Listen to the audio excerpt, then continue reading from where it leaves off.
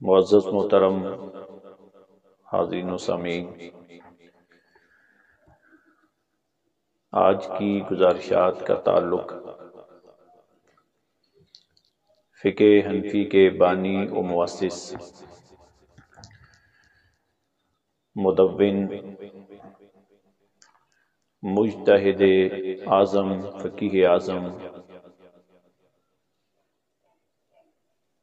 محدث اعظم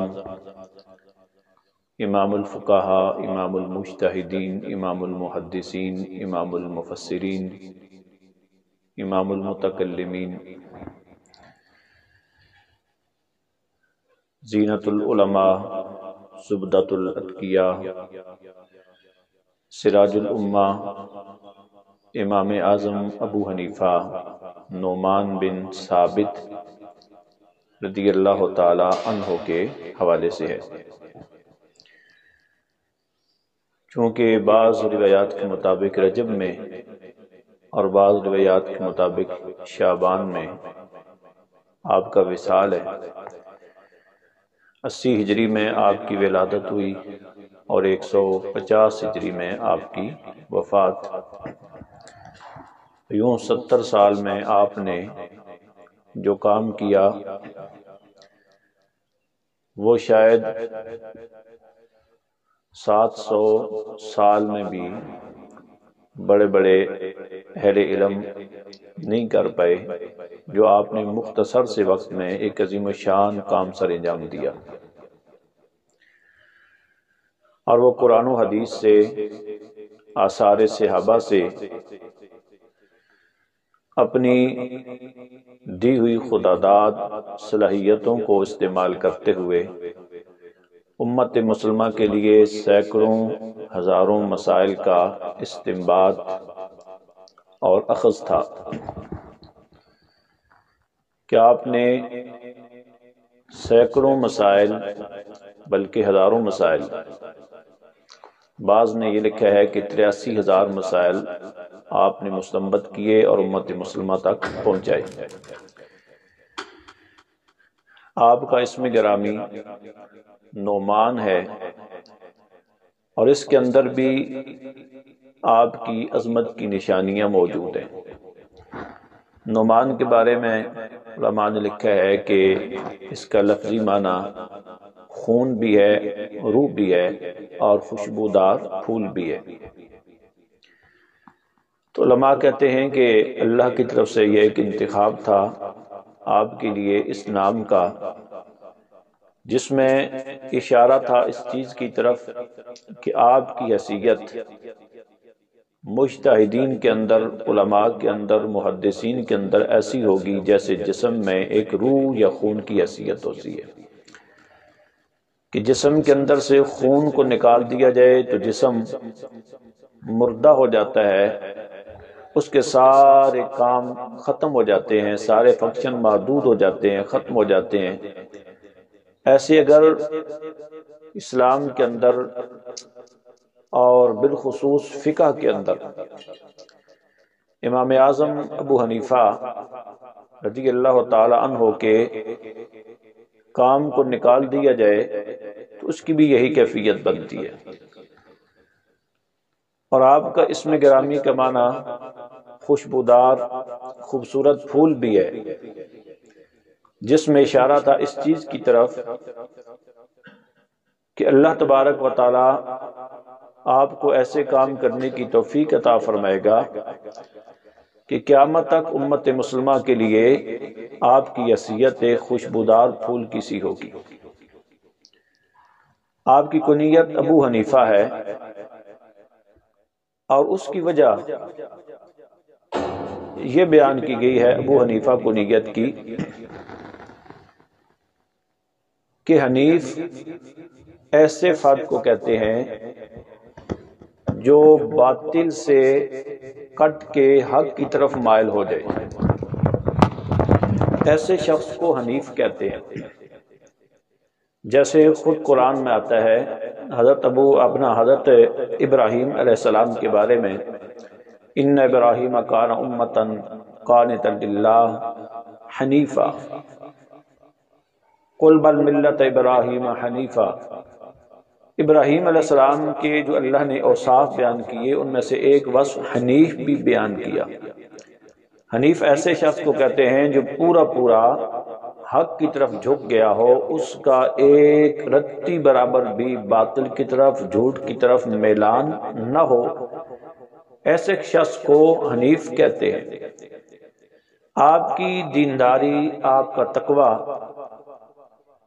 آپ کی دین کے ساتھ وابستگی، آپ کی خشیت اور خوف خدا دیکھ کر علماء کرام کی زبان سے آپ کے لیے ابو حنیفہ کی کنیت نکلی کہ آپ وہ شخص ہیں کہ جن کے اندر ایک رتی برابر بھی باطل کی طرف، فسق و فجور کی طرف میلان نہیں ہے۔ اس حد تک دین پہ آپ کو استقامت اور پختگی اور آپ کے اندر تقوی موجود تھا،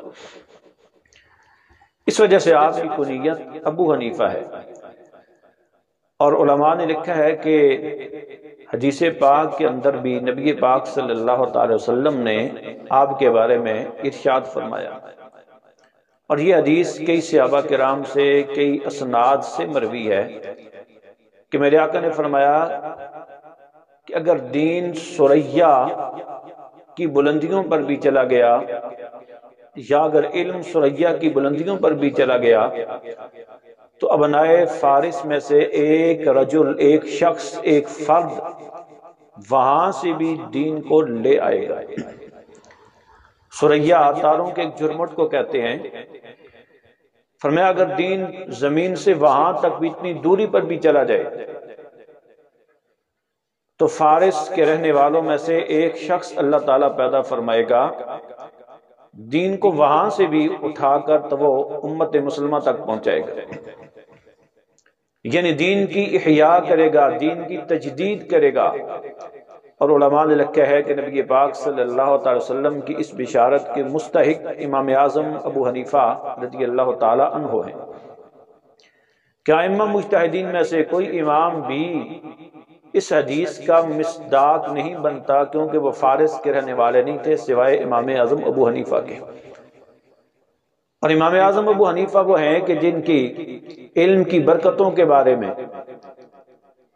آپ کی علمی فضائل کے بارے میں آپ کے پوتے اسماعیل فرماتے ہیں کہ ہمارے خاندان میں بالخصوص ہمارے دادا امام اعظم ابو حنیفہ رضی اللہ تعالی عنہ، آپ کو جو اللہ نے علمی اعتبار سے عزت عطا فرمائی ہے، اس کی وجہ یہ ہے کہ ہمارے خاندان کو حضرت علی المرتضیٰ شیر خدا رضی اللہ تعالیٰ عنہ کی دعا کی برکتیں حاصل ہیں کہ امام اعظم کے دادا اپنے بیٹے حضرت ثابت کو، جو امام اعظم کے والد تھے، وہ چھوٹے تھے، تو لے کر حضرت علی المرتضیٰ رضی اللہ تعالیٰ کی خدمت میں حاضر ہوئے اور کچھ کھانے کے لیے اپنا ہدیہ پیش کیا، اور اپنے چھوٹے بچے کو پیش کیا جو امام اعظم کے والد بننے والے تھے۔ اس وقت ان کی عمر بہت تھوڑی تھی، اور عرض کی حضور اس کے لیے اور اس کے خاندان کے لیے دعا کریں۔ تو مولا علی رضی اللہ تعالی عنہ نے حضرت ثابت کے لیے اور ان کے خاندان کے لیے، عیال کے لیے برکت کی دعا کی کہ اللہ ان کے علم میں، دین میں، تقوی میں برکتیں عطا فرمائے۔ تو آپ فرماتے ہیں کہ حضرت علی المرتضیٰ رضی اللہ تعالیٰ کی دعاؤں کی برکتیں تھیں کہ ہمارے خاندان میں اللہ نے امام اعظم ابو حنیفہ جیسا فرد ہمارے خاندان کو اور ہمارے خاندان کی وساطت سے امت مسلمہ کو عطا فرمائے۔ اور امام اعظم ابو حنیفہ رضی اللہ تعالیٰ عنہ کے بارے میں آتا ہے کہ 22 صحابہ کرام اور بعض نے 26 صحابہ کرام کا لکھا ہے کہ جن سے آپ کی ملاقات ہوئی ہے، یعنی اتنے صحابہ کی آپ نے زیارت کی ہے، اور اس پر اتفاق ہے کہ آپ اپنے زمانے کے تابعی ہیں، یعنی صحابہ کی فقط زیارت کرنے والے نہیں بلکہ صحابہ سے آپ نے کچھ علم بھی حاصل کیا۔ 22 یا 26 صحابہ کرام کی آپ نے زیارت بھی کی اور بعض صحابہ سے آپ نے علم بھی حاصل کیا ہے۔ اور باقی مشائخ میں، محدثین میں، بڑے بڑے محدثین سے آپ نے علم حاصل کیا، اور ان میں ایک نام امام شافعی کا آتا ہے کہ جن کے بارے میں آپ خود فرماتے ہیں امام شافعی کہ میں 20 سال زندگی کے ایسے گزرے ہیں کہ میں نے کسی محدث سے کوئی حدیث بھی سنی ہے تو وہ حدیث پہلے سے زیادہ بہتر طریقے سے میرے پاس موجود تھی. یعنی 20 سال تک میں کئی محدثین سے ملا لیکن کسی محدث نے میرے علم میں اضافہ نہیں کیا. اتنا میرے پاس علم موجود تھا. وہ حدیث میں امام اعظم ابو حنیفہ کے استاد ہیں. اور بڑی خوبصورت بات لکھی ہے کہ آپ نے امام اعظم ابو حنیفہ رضی اللہ تعالی عنہ نے اپنی زندگی میں 80,000 سے زائد مسائل کا استنباط کیا کتاب اور سنت سے، قرآن اور سنت اور آثار صحابہ سے. اور اگر ان مسائل کے پیچھے دلائل کو دیکھا جائے تو 70,000 سے زائد حدیث اور 40,000 سے زائد آثار صحابہ موجود ہیں جہاں سے آپ نے استدلال کیا. یہ نہیں ہے کہ آپ خود سے کوئی مسائل اخذ کرتے تھے یا گھاڑ لیتے تھے، ایسا نہیں تھا. آپ کی مجلس میں لغت کے بڑے بڑے امام موجود ہوتے تھے جو لغت کی باریکیوں کو جانتے تھے، عربی زبان کی باریکیوں کو جانتے تھے. آپ کی مجلس کے اندر بڑے بڑے چوٹی کے محدث موجود تھے جو فن حدیث کے امام تھے اپنے زمانے کے، جو حدیث کی اور فن حدیث کی، اصول حدیث کی، درایت اور روایت کی باریکیوں کو جانتے تھے. بڑے بڑے ماہر قسم کے عالی دماغ امام ظفر جیسے لوگ موجود تھے جن کو اجتہاد کی، استدلال کی بے پناہ صلاحیتیں موجود تھی. ایسے جید لوگ آپ کی مجلس کے اندر موجود ہوتے تھے اور ایک ایک مسئلہ وہاں پہ پیش ہوتا تھا، پھر اس پہ گفتگو ہوتی تھی، گھنٹوں گفتگو ہوتی تھی اور بعض اوقات دنوں تک گفتگو ہوتی تھی. اس کے بعد جس پر اتفاق ہوتا تھا اور اکثر اسی پر اتفاق ہوتا تھا جس نقطہ نظر کا اظہار امام اعظم خود فرماتے تھے.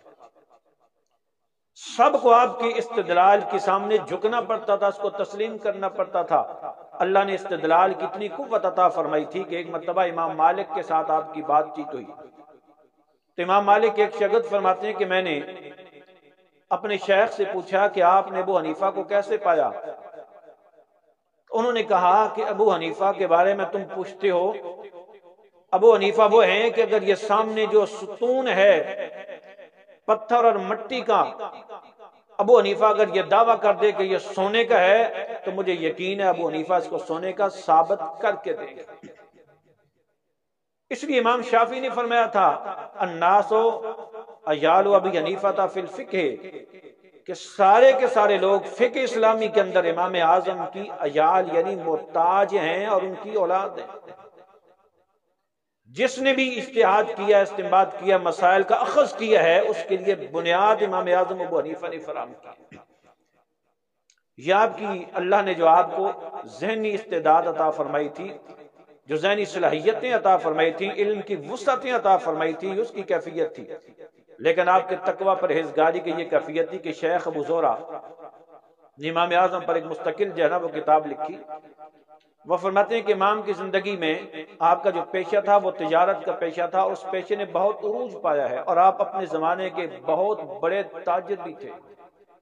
صرف یہ نہیں ہے کہ فقیہ اعظم تھے یا مجتہد اعظم یا محدث تھے، آپ بہت بڑے تاجر بھی تھے.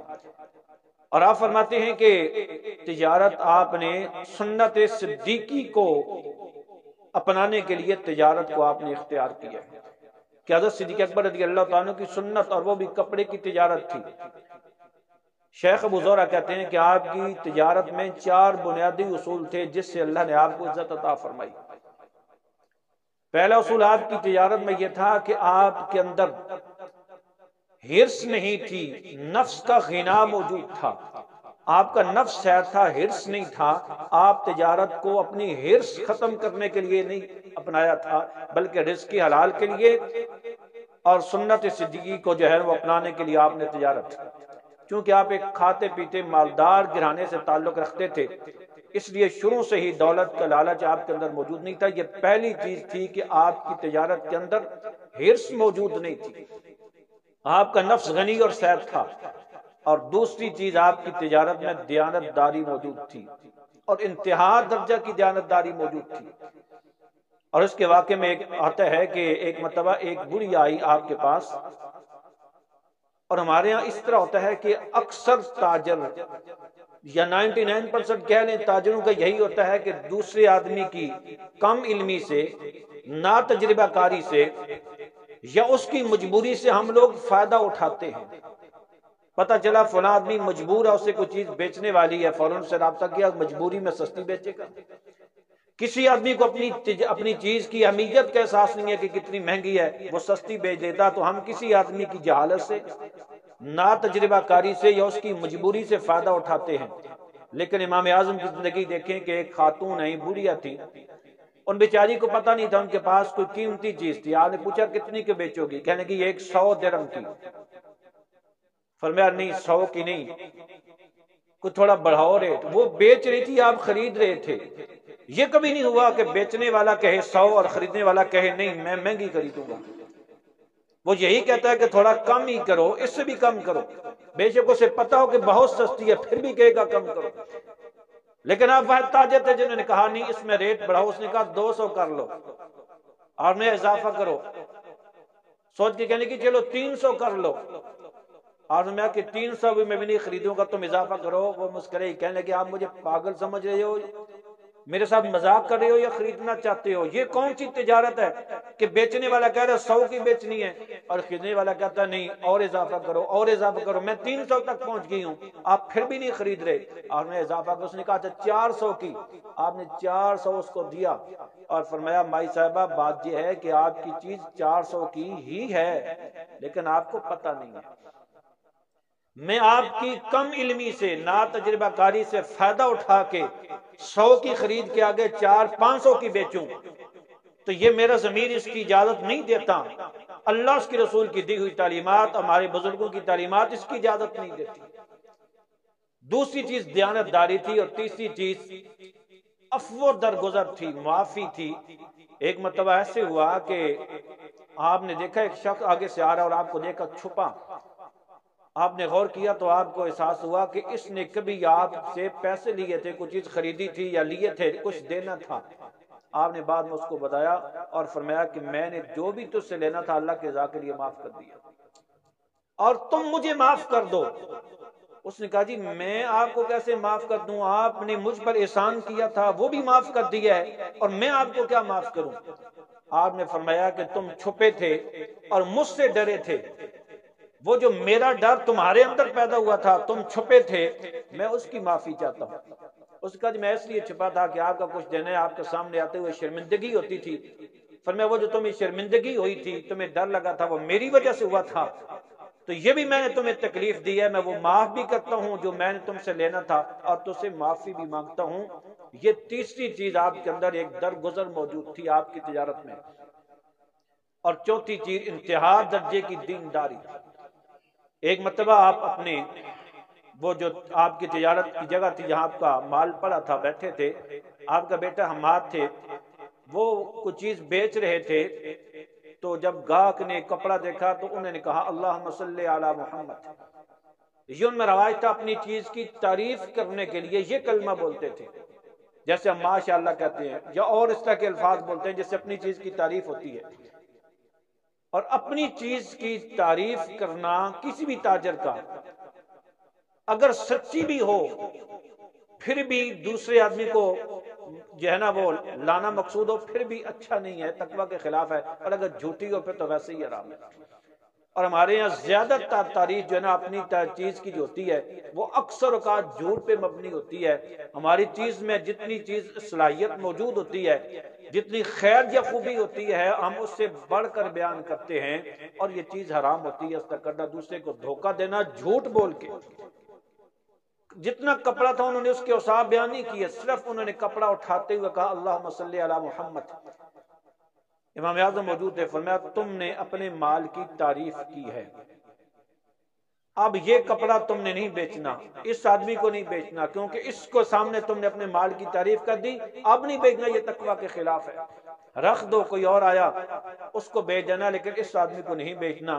یہ چار چیزیں فرماتے ہیں کہ آپ کی تجارت کے اندر بنیادی طور پہ موجود تھی، جس سے اللہ نے آپ کو مالی اعتبار سے بھی عزت عطا فرمائی، دینی اعتبار سے بھی عزت عطا فرمائی۔ اور امام شارانی نے المیزان الکبریٰ میں لکھا ہے کہ آپ کو اللہ تعالیٰ نے بے انتہا کشف کی قوت عطا فرمائی تھی، کہ آپ وضو کا پانی دیکھ کر، مستعمل پانی دیکھ کر بتا دیتے تھے کہ یہ آدمی کن کن جرائم کا مرتکب ہوا ہے۔ اس لیے امام اعظم کی جو فقہ ہے، فقہ حنفی، اس میں اگر آپ وسعت کے ساتھ پڑھیں گے تو وضو کا جو مستعمل پانی ہوتا ہے، استعمال شدہ پانی، اس کے بارے میں امام اعظم کے 3 قول ملتے ہیں۔ ایک یہ ہے کہ نجاست غلیظہ ہے، سخت نجاست ہے، ایک ہے نجاست خفیف ہے، ایک ہے طاہر غیر مطہر، پاک ہے لیکن پاک کرتا نہیں ہے۔ معروف قول یہی ہے، لیکن کیا یہ تینوں آپ نے بیعت وقت یہ باتیں ارشاد فرمائی؟ نہیں۔ اس کے پیچھے جو وجہ تھی کہ جب آپ نے وہ مستعمل پانی دیکھا جو گناہ کبیرہ کے مرتکب کا تھا، آپ نے فرمایا مستعمل پانی تو نجاست غلیظہ ہوتا ہے۔ جب آپ نے وہ پانی دیکھا جو گناہ صغیرہ کے مرتکب کا تھا، آپ نے فرمایا یہ نجاست خفیفہ ہوتا ہے۔ جب ایسے آدمی کا مستعمل پانی دیکھا جو مکروہات کا مرتکب ہوتا تھا، اس کے گناہ دھلے ہوئے اس کے اندر دیکھے، فرمایا پاک تو ہے لیکن پاک کرتا نہیں ہے۔ یہ اللہ نے آپ کو کشف کی قوت عطا فرمائی تھی، مشاہدہ کی قوت عطا فرمائی تھی کہ پانی مستعمل دیکھ کر آپ جس آدمی نے وہ پانی استعمال کیا ہے اس آدمی کے جرائم کے بارے میں بتا دیتے تھے، اور کئی اس طرح کے واقعات بھی ہوئے جس میں آپ نے اس کی وضاحت بھی فرمائی کہ یہ آدمی اس جرم کا مرتکب ہے، یہ آدمی اس جرم کا مرتکب ہے۔